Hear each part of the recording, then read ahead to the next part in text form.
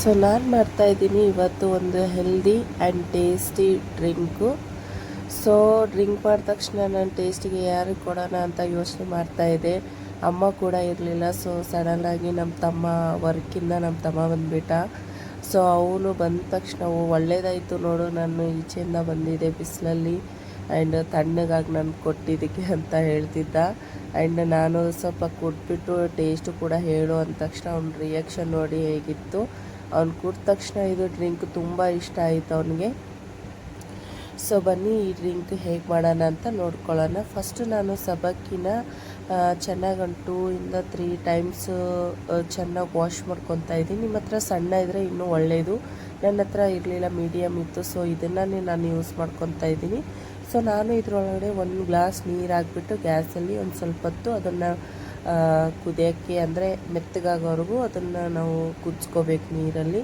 So ನಾನು ಒಂದು 2-3 ಮಾವಿನ ಹಣ್ಣು ತೊಗೊಂಡಿದ್ದೆ. ಇನ್ನು ಒಂದು ಕಡೆ ನಾನು ಅದನ್ನು ಪೇಸ್ಟ್ ಮಾಡ್ಕೊತಾ ಇದ್ದೀನಿ, ಇನ್ನೊಂದು ಕಡೆ ಸಣ್ಣ ಸಣ್ಣ ಕಟ್ ಮಾಡ್ಕೊಂಡಿದ್ದೀನಿ. ಸೊ ಇದು ಒಳಗಡೆ ನಾನು ಸಕ್ಕರೆ ಯೂಸ್ ಮಾಡ್ತಾಯಿಲ್ಲ, ಬಿಕಾಸ್ ನನ್ನ ಮಗನಿಗೂ ಕೂಡ ಇದು ಡ್ರಿಂಕ್ ನಾನು ಕುಡಿಸ್ತೀನಿ. ಸೊ ಅದಕ್ಕೆ ನಾನು ಶುಗರ್ ಯೂಸ್ ಮಾಡ್ತಿಲ್ಲ, ನಾನು ಕಲ್ಲು ಸಕ್ಕರೆ ಯೂಸ್ ಮಾಡ್ತಾಯಿದ್ದೀನಿ. ಸೊ ಇನ್ನೊಂದು ಕಡೆ ಸಬ್ಜಾನು ನಾನು ನೆನೆ ಹಾಕ್ಕೊಂಡಿದ್ದೆ ಬೆಳಗ್ಗೆನೆ. ಸೊ ನೋಡಿ ಈ ಮಾವಿನ ಹಣ್ಣನ್ನು ನಾನು ಸಣ್ಣ ಚಾಪ್ ಮಾಡ್ಕೊಂಡಿದ್ದೀನಿ.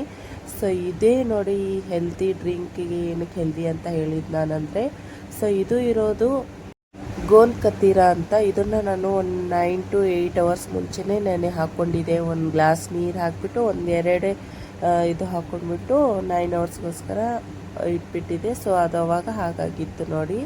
ಆ್ಯಂಡ್ ಇನ್ನೊಂದು ಕಡೆ ಸಬ್ಬಕ್ಕಿ ಕೂಡ ನಾನು ಜಾನ್ಕೊಂಡ್ಬಿಟ್ಟು ಇಟ್ಟಿದ್ದೀನಿ ಸೈಡಲ್ಲಿ ತಣ್ಣೀರಲ್ಲಿ ವಾಶ್ ಮಾಡಿಬಿಟ್ಟು. ಸೊ ನಾನು ಇಲ್ಲಿ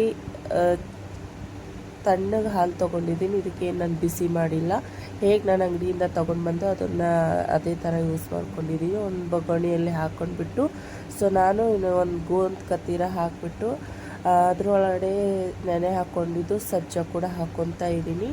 ಆ್ಯಂಡ್ ನಾನಿಲ್ಲಿ ಸಕ್ಕರೆ ಯೂಸ್ ಮಾಡ್ತಿಲ್ಲ, ಮಾವಿನ ಹಣ್ಣಲ್ಲೇ ನಾನು ಕಲ್ಲು ಸಕ್ಕರೆನ ಹಾಕ್ಕೊಂಡು ಗ್ರೇವಿ ಮಾಡ್ಕೊಂಡಿದ್ದೆ.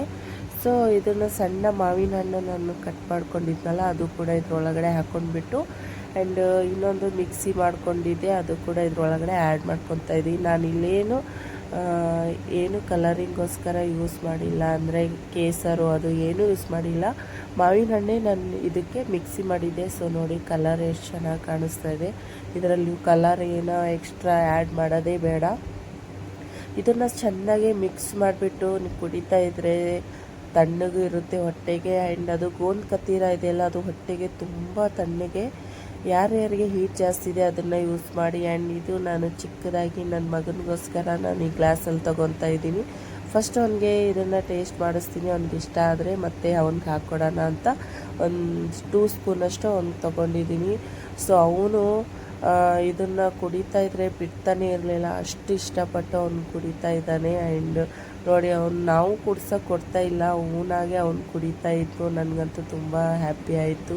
ಆ್ಯಂಡ್ ಹೆಲ್ದಿ ಆ್ಯಂಡ್ ಟೇಸ್ಟಿ ಕೂಡ ಇದೆ. ಇದನ್ನು ನೀವು ಕೂಡ ಟ್ರೈ ಮಾಡಿ. ಆ್ಯಂಡ್ ನನ್ನ ಫೇಸ್ಬುಕ್ಕಲ್ಲಿ ನೋಡ್ತಾ ಇದ್ದರೆ ಫಾಲೋ ಮಾಡಿ, ಆ್ಯಂಡ್ ಯೂಟ್ಯೂಬಲ್ಲಿ ನೋಡ್ತಾ ಇದ್ದರೆ ಸಬ್ಸ್ಕ್ರೈಬ್ ಮಾಡಿ, ಕಮೆಂಟ್ ಮಾಡಿ ಆ್ಯಂಡ್ ಶೇರ್ ಮಾಡಿ. ಆ್ಯಂಡ್ ನೆಕ್ಸ್ಟ್ ವಿಡಿಯೋಲ್ಲಿ ಸಿಗೋಣ. Boy and take care.